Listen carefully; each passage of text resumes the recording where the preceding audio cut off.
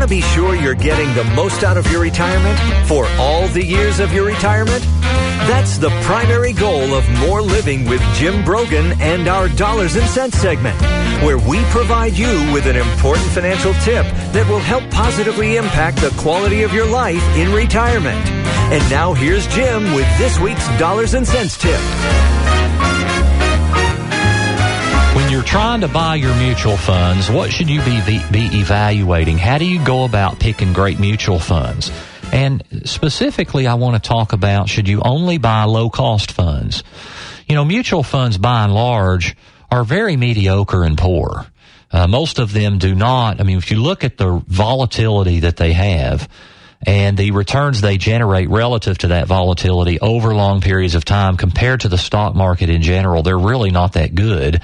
However, if you're very discerning and you pick only the greatest merchandise, I believe you can be pretty successful with mutual funds. And, you know, it's like anything else. You know what? We all understand there are pros and cons to everything we do. There's no perfect elixir out there that gives you the perfect everything.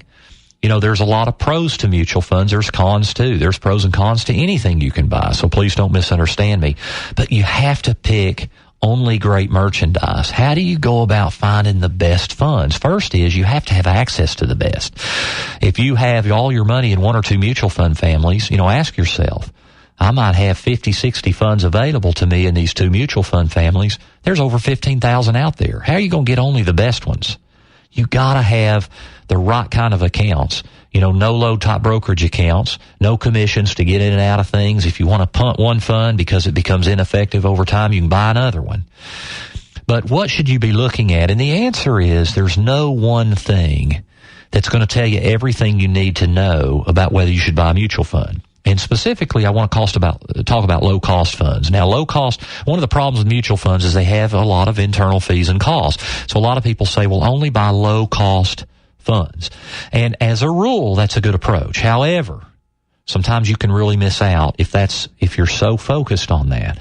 I mean, really what you're after is what's the greatest way you can get the greatest net return to you.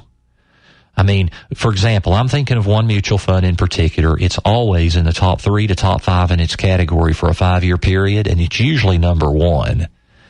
It has a pretty high expense ratio. Its internal fees and charges are, you know, a good 150% higher than the average mutual fund, maybe 160, 170% higher. So in other words, instead of 1.2%, it's 2%. But its net return to the investor still leads the category most 5-year periods, or is at least in the top 5.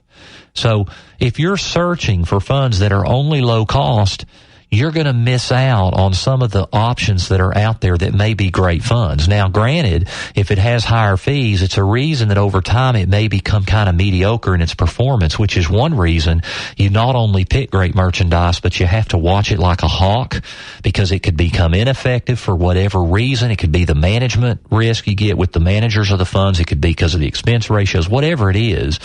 You've got to watch it like a hawk, but you never want to screen for funds and just say, oh, I only want low-cost funds. You know, open it up. Consider everything and consider all the factors. Otherwise, I think you're doing yourself a disservice. And that's our Dollars and Cents segment for this week. You can find this week's Dollars and Cents segment and others by visiting BroganFinancial.com.